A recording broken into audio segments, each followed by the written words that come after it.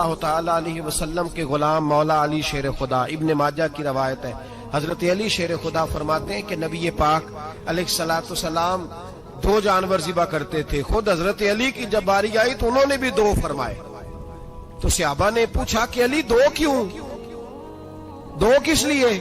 تو حضرت علی رضی اللہ تعالیٰ عنہ فرمانے لگے مجھے میرے حبیب نے وصیت فرمائی تھی کہ علی تو نے 2 کرنے، ایک اپنی طرف سے کیا کرنا، ایک میری طرف سے کرنا۔ تو میں ایک اپنی طرف سے دیتا ہوں، ایک اپنے نبی پاک کی طرف سے دیتا ہوں صلی اللہ علیہ۔ 2 جانور۔ آپ لوگوں نے سنی ہوئی ہے یہ بات کہ مہینہ مہینہ کھانا نہیں پکتا تھا حضور کے گھر میں۔ حضرت عائشہ فرماتی ہیں 3 چاند اور 3 سورج کٹھے کبھی نہیں دیکھے جب ساتھ روٹی بھی کھائی ہو، یعنی 3 دن مسلسل کبھی کھانا نہیں کھایا۔ قربانیاں کتنی دیں بولیے؟ حضرت علی شیر خدا کا مکان کوئی نہیں اپنا، کوئی گھر نہیں بنایا۔ مولا کائنات شیر خدا، میں نے یہ بات پھر دوہرا رہا ہوں، پہلے بھی میں نے عرض کی تھی، پکا کرنے کے لیے دوہرا رہا ہوں۔ حضرت علی کا کوئی کاروبار نہیں بظاہر۔ بی بی صاحبہ فرماتی ہیں کہ کئی ہفتے صرف سرکہ اور کھجوریں۔ قربانیاں کتنی؟ اسی سارے صاحب لان ٹورے ہیں کہ ساڑھے تے لگ دیئے کہ نہیں، پکا۔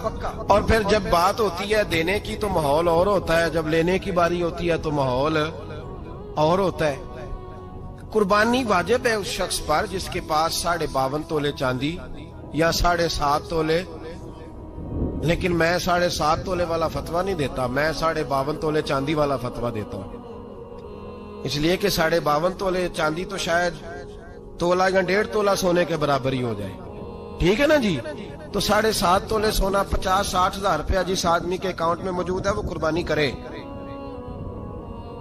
بلکہ امام شافعی رحمت اللہ علیہ فرمایا کرتے تھے جس نے 3 کمروں کو تالا لگایا ہوا ہے وہ 3 کمرے فارغ ہیں، اس کے کسی کام کے نہیں، ان کی قیمت کا حساب لگائے۔ چھت پہ سٹور بنا دیا ہے، کوئی مطلب نہیں اس کا، اور جو ویسے رکھے ہوئے ہیں کوئی معنی ہی نہیں کمرے کا، فرماتے تھے حساب لگائے، قربانی کرے۔ رب کریم کی بارگاہ میں دینے کا جب معاملہ آیا تو گول کر گیا کام۔ میرے رسول کائنات سرور عالم صلی اللہ علیہ وسلم کا جب اپنے لیے چیزیں استعمال کرنے کا ماحول ہے تو محبوب پاک علیہ الصلوۃ والسلام نے مہینہ مہینہ روٹی نہیں پکائی۔ یہاں جو آدمی ہر جمعرات کو 4 کلو بکرے کا گوشت پکاتا ہے اور ہر تیسرے دن مرغی کا گوشت لاتا ہے، وہ قربانی کی باری آتی ہے تو کہتا ہے میرے پہ لگتی نہیں۔ وہ ٹھیک ہے ابا جی لے آئے، ابا جی کی طرف سے قربانی ہے، اس دفعہ ابا جی کی، اگلی دفعہ اماں جی کی، اس سے اگلی دفعہ دادی جی کی۔ او خدا کے بندو، جس آدمی کے پاس پیسے ہیں پہلے اپنی قربانی واجب ہے۔ میری بات کی سمجھ آ رہی ہے عزیزوں کو؟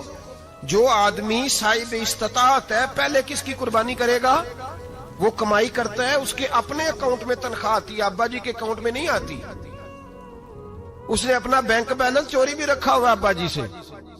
پہلے اپنی قربانی کرے، اگر اس کو شوق ہے، دل کرتا ہے تو ایک اور خریدے، پھر ابا جی کی طرف سے کرے۔ اگر اللہ نے توفیق دیا تو ایک اور خریدے، اماں جی کی طرف سے کرے۔ اور اگر اس کے دل کو اللہ ٹھنڈک عطا کرے، سکون کرے، تو پھر اپنے رسول کی طرف سے بھی قربانی دے، پھر اپنے محبوب کی جانب سے بھی قربانی کرے۔ نبی پاک صلی اللہ تعالی علیہ وسلم نے ہر سال 2 قربانیاں دی، 10 سال۔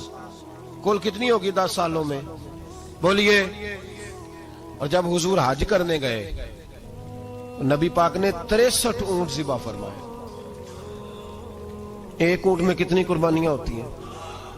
63 اونٹ حضور نے ذبح فرمائے۔ اور حدیث بڑی مزیدار ہے، حضرت ابو ہریرہ رضی اللہ تعالیٰ عنہ فرماتے ہیں کہ جب اونٹ ذبح کرنے کی باری آئی تو ہم سوچ رہے تھے، پریشان تھے کہ یہ تو بڑا مشکل ہے ذبح کرنا، بڑا مشکل ہے، اس کو تو نہر کرنا پڑتا ہے، گرانا پڑتا ہے، باندھنا پڑتا ہے، سب سے مشکل کام اونٹ ذبح کرنا ہے۔ تو نبی پاک صلی اللہ علیہ وسلم کی تو عادت کریمہ ہے، اپنے ہاتھ سے ذبح کرتے ہیں حضور۔ وہ ہمارا اللہ خیر کرے، اب اللہ ہی حافظ ہے، ذبح کرنا تو دور کی بات ہے۔ ہمارا جو بی اے پاس لڑکا ہے نا، اس کو ڈر آتا ہے جانور کے پاس کھڑے ہوتے ہوئے، کہتے ہیں بچوں کو اندر لے جاؤ، 10 سال کا 12 سال کا اندر لے جاؤ، ذبح کرنا روئے گا۔ اب بس کرو یار، یہ کس قوم سے تمہارا تعلق پڑ گیا ہے؟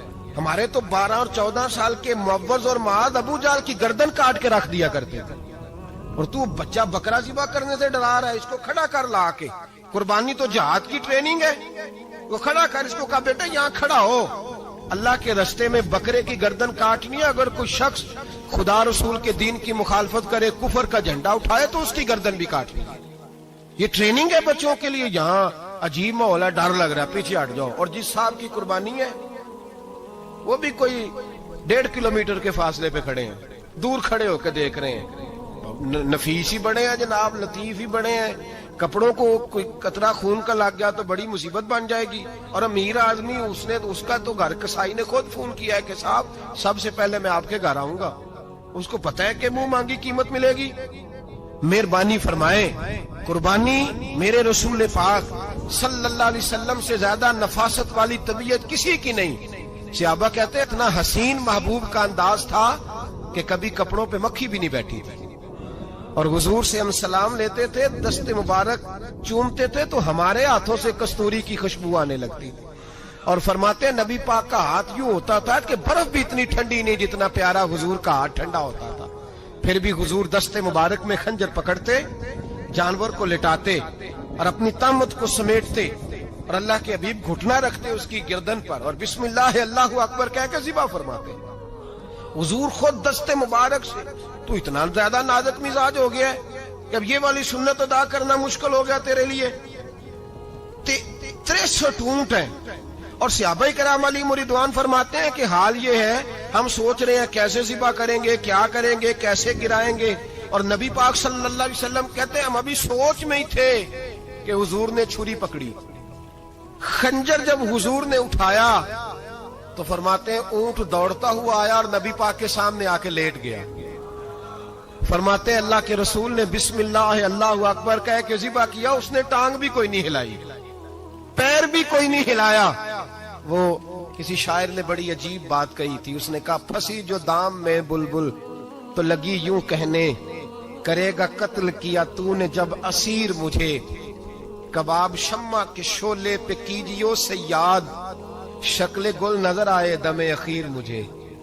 وہ کہتے ہیں بلبل کو شکاری, سیاد شکاری, شکاری نے پکڑ لیا بلبل کو, تو سیاد سے بلبل کہنے لگی تو نے پکڑا ہے تو قتل تو کرے گا ہی نا, کھائے گا تو صحیح, ایک میری منت ہے.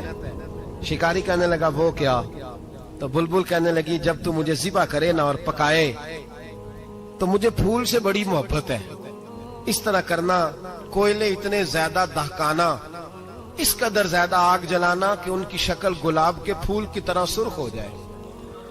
تو جب تو مجھے ان پر جلائے گا تو مجھے تکلیف نہیں ہوگی, اس لیے کہ محبوب کا چہرہ جو سامنے آ جائے گا مجھے تکلیف نہیں ہوگی. پھنسی جو دام میں بلبل تو لگی یوں کہنے, کرے گا قتل کیا تو نے جب اسیر مجھے, کباب شمع کے شعلے پہ کیجیو سیاد, او شکل گل نظر آئے دم اخیر مجھے. اعلیٰ حضرت بریلوی علیہ رحمہ فرمایا کرتے تھے, فرماتے تھے بڑی تکلیف ہوگی, بڑی تکلیف ہوگی جب جان نکلے گی. روایتوں میں آتا ہے جس طرح باریک دوپٹہ جھاڑیوں پہ ڈالا جائے, کھینچا جائے تو پھٹ جاتا ہے, یوں تکلیف ہوگی. پر فرمانے لگے رسول اللہ کے غلام کو کوئی تکلیف نہیں ہوگی. حضور کیوں؟ فرمایا اس لیے کہ جب جان نکلنے لگے گی تو سامنے جلوہ ودوحاد آ جائے گا. حضور کے جلوے ہوتے رہیں گے تو پتہ ہی نہیں چلے گا جان کیسے نکل گئی. پھنسی جو دام میں بلبل. تو صحابہ فرماتے ہیں کہ اونٹ دوڑتا ہوا آیا, حضور کے سامنے آ کے لیٹا, نبی پاک نے ذبح فرمایا اور فرماتے حد ہو گئی. حضور نے توجہ فرمائی تو دوسرا دوڑتا ہوا آ گیا, تیسرا آ گیا. حضرت ابو ہریرہ فرمایا کرتے اونٹ ایک دوسرے کو دھکے دیتے تھے, پیچھے ہٹ جا, پہلے میں نے جانا ہے, پہلے میں نے جانا ہے. 63 اونٹ وادی منا میں حج کے موقع پر میرے رسول پاک نے دست مبارک سے ذبح فرمائے. ہر قربانی حضور نے اپنے ہاتھوں سے فرمائی. قربانی واجبات دین میں سے, ضروریات دین میں سے, اور کوئی اتنا لمبا چوڑا مسئلہ نہیں. بہت ساری چیزوں کو خود بخود مشکل کر لیتے ہیں. ٹی وی پہ خبر آتی ہے فیصل آباد کے 2 بیل ہیں, بولو اور ڈولو, پتہ نہیں کتنے من ان کا وزن ہے. ان سے پوچھا جا رہا ہے کہ بولو ڈولو کھاتے کیا ہے؟ تو کہتے ہیں بادام کھاتے ہیں, مکھن کھاتے ہیں. یہ جناب پتہ نہیں ان کو دودھ کتنے کلو روز پیتے ہیں, اور بولو ڈولو بیچارے سے خود نہیں چلا جا رہا. لگ ایسے رہ جیسے وہ خود کہہ رہے ہیں مہربانی کرو ہمیں ذبح کر لو, اب تو اٹھا بیٹھا بھی نہیں جا رہا. او خدا کے بندو, دین کی اصل حقیقت کو سمجھو. یہ تو حضور نے فرمایا خوبصورت جانور لاؤ، یہ کس حدیث میں آیا ہے کہ اسے بادام کھلاؤ؟ آج لوگ انسانوں کو روٹی نہیں مل رہی اور جانوروں کو بادام کھلا رہے ہو کو کرنے۔ اس کے حصے میں جو اللہ نے شے رکھی ہے نا وہ چارہ ہے، اس کو چارہ کھلاؤ اور اچھے طریقے سے پیٹ بھر کے کھلاؤ۔ جانور کو پیٹ بھر کے چارہ کھلایا جائے تو جتنی اس کی طبیعت ہوتی ہے اس حساب سے وہ صحت مند ہو جاتا ہے۔ باقی یہ تو آپ کسی شخص کو اتنا کھلا دیں کہ اس کا پیٹ اتنا بڑا ہو جائے، پھول جائے، تو وہ بیچارہ تکلیف میں آئے گا کہ نہیں آئے گا؟ یہ کس قسم کا ماحول ہے؟ ایک بکرا بکا ہے لاہور میں اور سیٹھوں نے شرطیں لگائی ہوئی ہیں، میں 5 لاکھ کا لایا ہوں تو میں 9 لاکھ کا۔ یہ کیا چکر ہوا؟ مجھے اتنا کھلایا جی اس کو فلاں چیز، یہ کس نے کہا ہے کھلانے کا؟ بادام کھانا کس حدیث میں آیا؟ کس صحابی نے اپنے بکرے کو بادام کھلائے؟ کس نے مکھن کھلایا؟ کس نے پیڑے کھلائے؟ بس کرو، عجیب تماشا لگ گیا ہے۔ اور یہاں تو اتنی بری حالت ہو گئی ہے کہ عورتیں ناچنے لگی ہیں قربانی کے جانوروں کے آگے، بیبیاں بیچنے لگی ہیں۔ اللہ کے غضب کو آواز نہ دو، یہ قربانی ہے کہ ہر چیز کا، مذہب کی ہر شے کا مذاق بنا دیا ہے۔ جس دین نے عورت کی اپنی قربانی بھی ہو تو اس کو ذبح کرنے کی اجازت نہیں دی، مرد ذبح کرے گا۔ جو دین کہتا ہے کہ عورت ذبح نہیں کرے گی، وہ عورت بیچ سکتی ہے اللہ کے جانور؟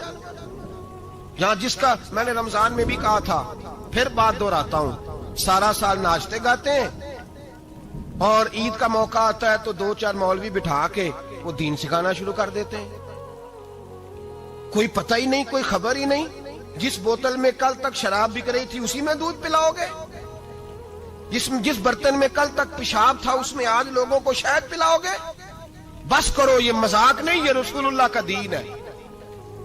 نبی پاک سید عالم صلی اللہ تعالی علیہ وآلہ وسلم نے کوئی ذمہ عورت کے کوئی چیز نہیں لگائی ایسی جس میں اسے مردوں کے ساتھ شامل ہونا پڑے، اور عورت سمجھ ہی نہیں رہی کہ یہ اس کی تذلیل ہے، عزت نہیں۔ صابن بک رہا ہے تو ساتھ بی بی کھڑی ہے، شیمپو بک رہا ہے تو عورت اس کی جو ہے وہ ایڈ دے رہی ہے۔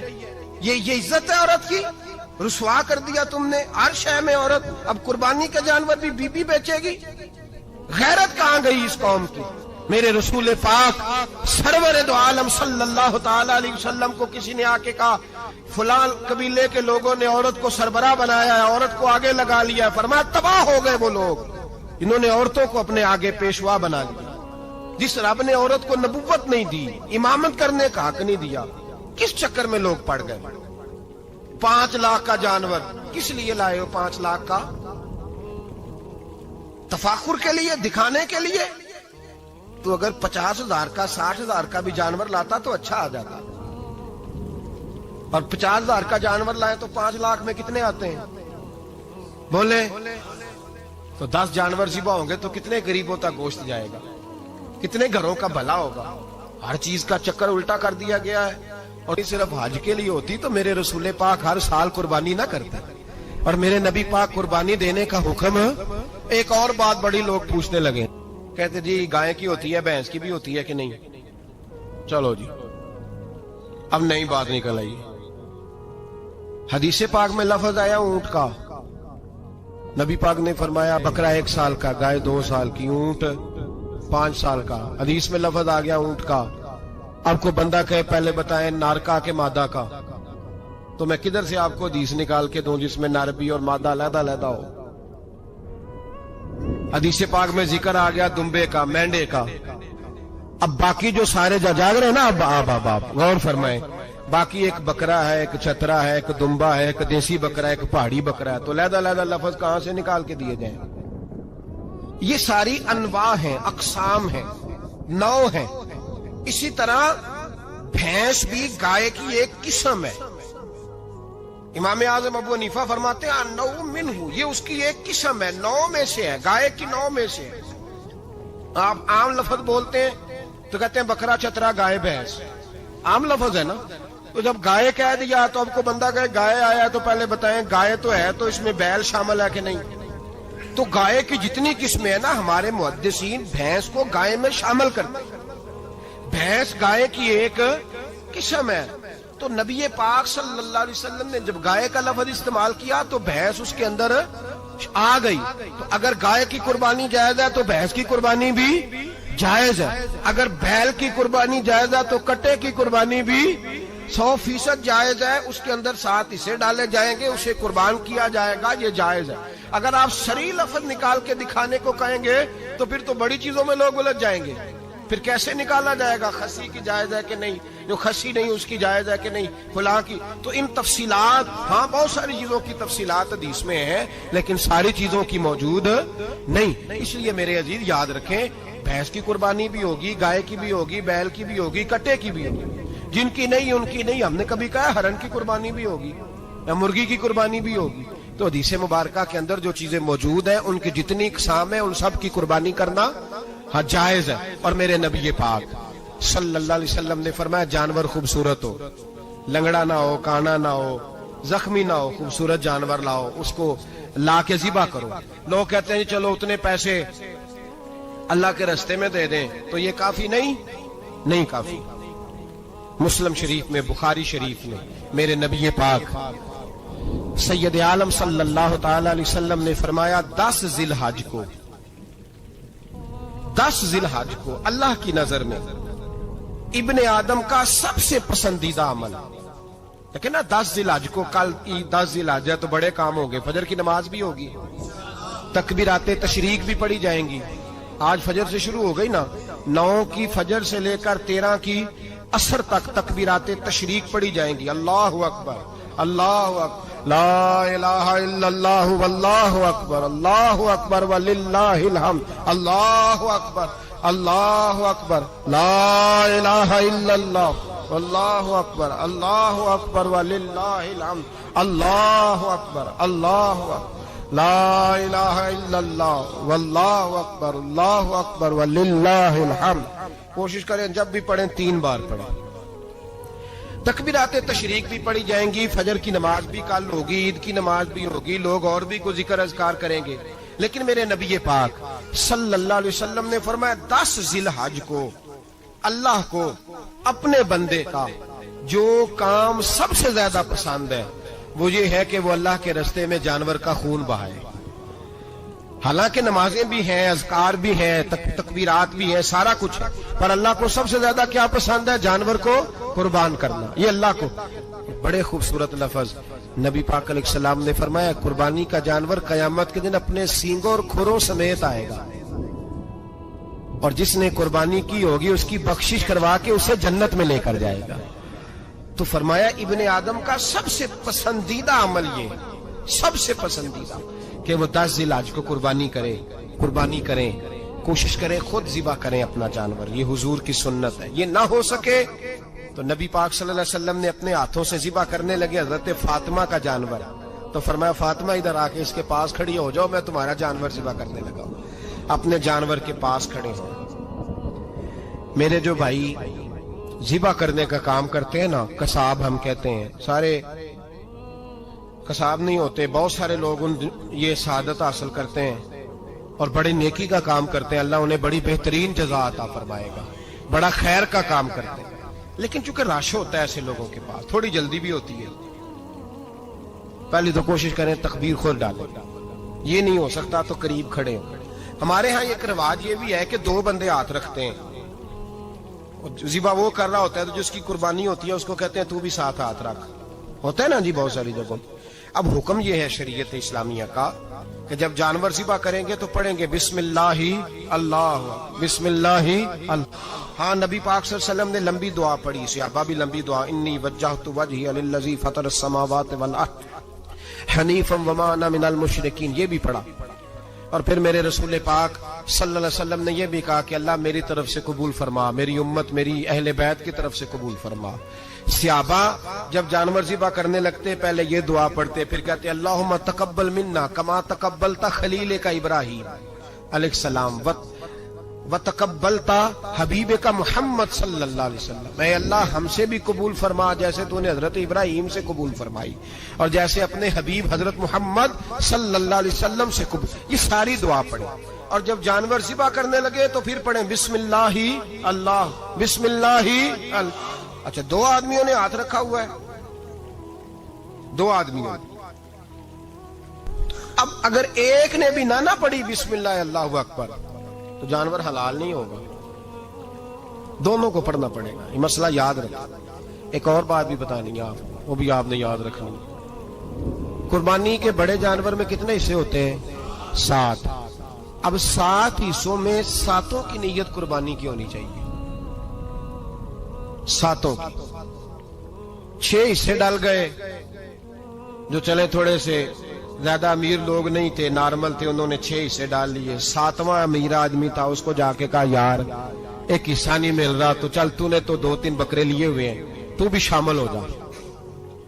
उसने पहले तो कहा नहीं यार मैंने अब ले लिए। फिर जब इसरार किया तो कहा चलो ठीक है, बड़े गोश्त का कीमा करा लेंगे। तो इस तरह करो, डाल लो मेरा भी हिस्सा। अब 6 की नीयत कुर्बानी की, 7वें की गोश्त की, किसी की भी कुर्बानी नहीं होगी, गए सारे।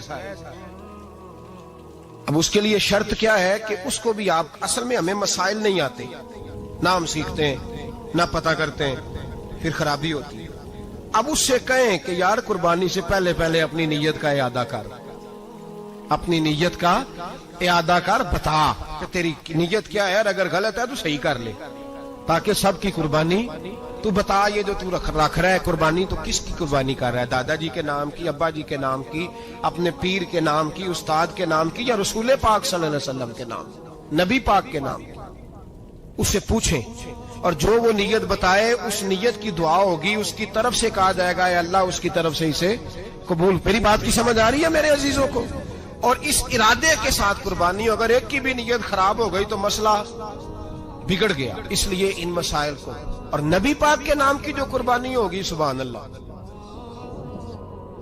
मैं करामात का ज्यादा कायल नहीं, हम करामात के नहीं कैफियत के कायल हैं, कैफियत की। और दीन वैसे भी लफ्जों का नाम नहीं, कैफियत का नाम है। मेरे हस्सा फरमाया करते थे हम करामत से ज्यादा कैफियत के कायल हैं। अगर मुरीद सारी जिंदगी करामतें सुनाता रहे और कभी उसे मदीने जाने का शौक ही पैदा ना हो, कभी नबी पाक के नाम पे आंसू ना आए, तो फिर करामत का फायदा नहीं, कैफियत तो मिली नहीं उसे। हम कैफियत, इसी तरह हम नजराने के नहीं नजर आने के कायल हैं। तो भाई ये याद रख ले, कैफियत का नाम दीन है।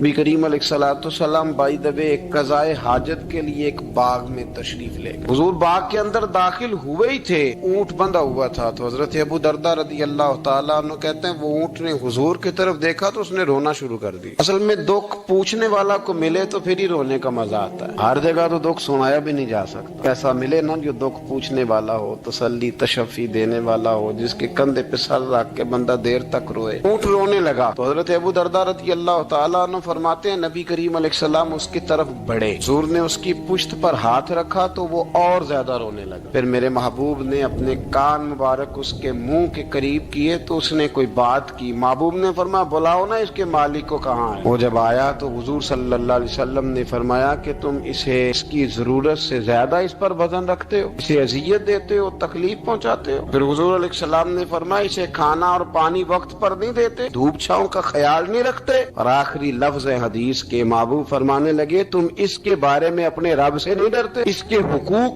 के तहफ्फुज के लिहाज से तुम अल्लाह का खौफ नहीं रखते, वो तुमसे पूछेगा इसके बारे में। ये हदीस हजरत अबू दरदा रदी अल्लाह तआला ने सुनी हुई थी ना। जब आपका अपना वक्त विसाल आया ना, तो हजरत अबू दरदा ने भी ऊंट रखा हुआ था। जनाब अबू दरदा रदी अल्लाह तआला ने घर वालों से भी माफियां मांगी, रिश्तेदारों से भी, दोस्तों से भी। तो फिर ऊंट के सामने भी जाके खड़े हो, कहने लगे, ऊंट देखना, अल्लाह की बारगाह में मेरी शिकायत ना कर देना, उसके हुजूर कह ना देना कि या अल्लाह इसने मेरे हक नहीं अदा किए। फरमाया, मैंने कोशिश की है तेरे हुकूक अदा करने की, और अगर कहीं कमजोरी रह गई तो मुझसे दरगुजर करना। नहीं, ये अंदाज था उन लोगों, जिन बातों का हमें पता चल चुका है उस पर अमल की भी तो कोशिश होनी चाहिए। तो मेरे अजीजों, जानवरों के हुकूक मेरे नबी करीम अलैहिस्सलाम ने बयान फरमाए। सबसे पहली बात हुजूर ने ये बयान किया कि जानवर को गाली ना दो। एक शख्स ने एक मुर्ग को गाली दी थी तो नबी पाक अलैहिस्सलाम ने फरमाया, इसे गाली ना दे, ये तो तुझे आजान के लिए बेदार करता है। पता ना कुछ नवाबजादों और शहजादों की नींद खराब करता है मुर्गा भी। तो खैर मुर्गों ने जानी पढ़नी छोड़ दी।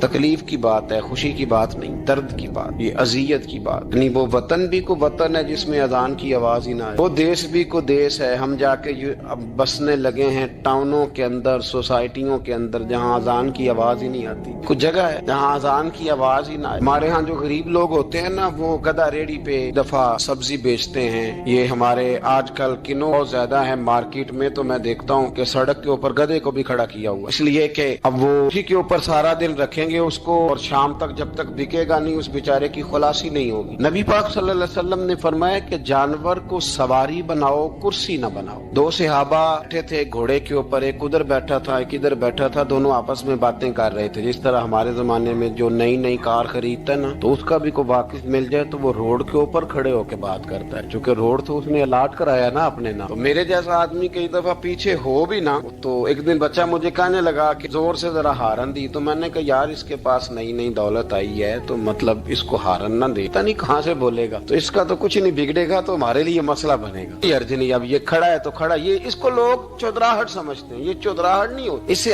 یہ آپ کے کمزور ہونے کی علامت ہے. اس طرح چھوٹا آدمی اس طرح کے کام کرتا ہے. بڑے لوگ تو کسی کو تکلیف ہی نہیں دیتے کیونکہ وہ بڑے ہوتے ہیں. تو نبی پاک علیہ السلام نے دیکھا دو غلاموں کو، ایک کے گھوڑے کا منہ ادھر ہے دوسرے کا ادھر ہے، تو آپس میں گفت و شنید کر رہے ہیں. میرے رسول کریم علیہ السلام نے وہیں تنبیہ فرمائی، حکم دیا، فرمایا سواریوں کو سواریاں بنایا کرو، کرسیاں نہ بنایا کرو. جب تک چلنا ہو اس پر بیٹھو، اور جب بات کرنی ہو تو گھوڑے سے نیچے اترو، پھر بات کرو تو پھر دوبارہ گھوڑے پہ بیٹھو، کہ اس سے اتنا ہی کام لیا جائے جتنا وہ اس کا بوجھ برداشت کر سکے. عبداللہ بن مبارک نے کرائے پہ گھوڑا لیا تھا، کرائے پہ سواری لیتے. حضرت عبداللہ بن مبارک رحمۃ اللہ تعالیٰ نے ایک شخص سے کرائے پہ گھوڑا لیا کہ مجھے فلاں سفر پہ جانا ہے تو گھوڑا کرائے پہ دے دو. اس نے کہا جی کس نے جانا ہے؟ تو آپ فرمانے لگے میرا وجود دیکھ لے. نہیں جانا ہے. طے ہو گیا، آپ نے گھوڑا اس سے لے لیا. جب آپ جانے لگے تو ایک آدمی رستے میں ملا، کہنے لگا حضور کوفے جا رہے ہیں؟ فرمایا ہاں. کہنے لگا یہ میرا خط بھی لے جائیے گا، یہ میرا خط ہے. اتنا وزن ہوتا ہے خط کا. یہ میرا خط ہے، فلاں آدمی کو دیجیے گا. تو آپ فرمانے لگے تو میرے ساتھ واپس چل گھوڑے کے مالک کے پاس، اگر وہ اجازت دے گا یہ سفر گھوڑے پہ زیادہ رکھنے کا تو میں رکھوں گا، اگر وہ اجازت نہیں دے گا تو میں نہیں رکھوں گا. تو وہ آدمی کہنے لگا حضور اتنی چھوٹی باتوں کا کیوں خیال رکھتے ہیں؟ عبداللہ بن مبارک فرمانے لگے اس لیے کہ میں رحمت للعالمین نبی کا ماننے والا ہوں. میرے رسول پاک علیہ السلام رحمت للعالمین ہے، تو میں اتنا بھی ظلم جانور پر کر سکتا ہوں. میں پہلے اجازت لوں گا اس کے مالک سے، اس کے بعد پھر میں آگے جاؤں گا. تیسری بات حضور علیہ السلام نے فرمایا جو جانور جس مقصد کے لیے پیدا کیا گیا اسے وہی کام لینا، دوسرا کام نہیں لینا. جس مقصد کے لیے پیدا کیا گیا. گھوڑا،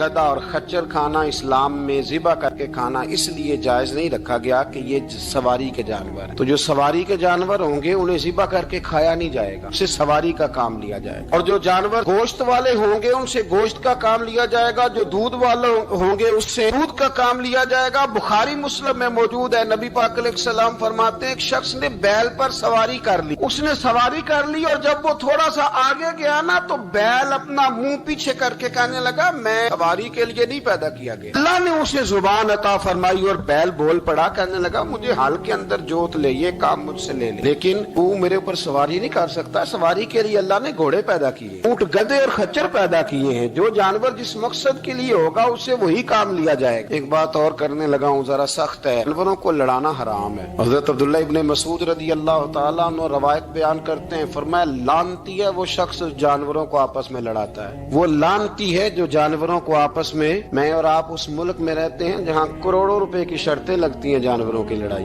جانوروں کو اذیت دی جاتی ہے، تکلیف دی جاتی ہے، کبوتر اڑائے جاتے ہیں. اور انعام اس کو ملتا ہے جس کا کبوتر دیر کے بعد آئے. کبوتر باز کبوتر کو بیٹھنے نہیں دیتا. یہ حرام ہے، شریعت اسلامیہ میں حرام ہے جانوروں کا لڑانا اور ان کو ایک دوسرے کے خلاف ابھارنا حرام ہے، دین میں منع کیا گیا ہے. اب جانور کو اگر پالیں گے بھی تو اس حد تک پالیں گے کہ جس حد تک اس کو کسی اذیت میں مبتلا نہ کیا جائے. کتوں کی لڑائی کرائی جاتی ہے، مرغوں کی لڑائی کرائی جاتی ہے، جانوروں کو اذیت پہنچتی ہے. بیلوں کی لڑائی ہوتی ہے، سینگ ٹوٹ جاتے ہیں، لہو اتنا بہتا ہے جانوروں کا کہ دیکھا نہیں جاتا. لیکن سامنے بیٹھنے والے تالیاں بجا رہے ہیں. یہ تو بڑے سخت دل لوگوں کے رویے کہ جانور کا خون بہ رہا ہے اور آپ تالیاں بجا رہے ہیں. مرغے بیچارے کی چونچ لہو لہان ہو گئی ہے، سامنے والے نے اتنا مارا ہے اور یہاں تالیاں بج رہی ہیں کہ میرا جیت گیا، بجائے اس کے کہ اس کو پٹی کی جاتی، اس کو دیکھا جاتا. یہ تو سنگ دل لوگوں کا کام ہے. ہم تو رحمت للعالمین نبی کے غلام صلی اللہ علیہ وسلم. ہمارے دین نے تو ہمیں یہ مزاج ہی نہیں دیا. ہم نے تو پیار پیار کرنا ہے, ہم نے تو محبت بانٹنی ہے, ہم نے تو شفقت کرنی ہے. نبی پاک علیہ الصلوۃ والسلام نے انور سے اس کے بچوں کو جدا کرنے سے منع فرمایا. جب تک بچے کو ماں کی ضرورت ہے اسے جدا نہیں کیا جائے,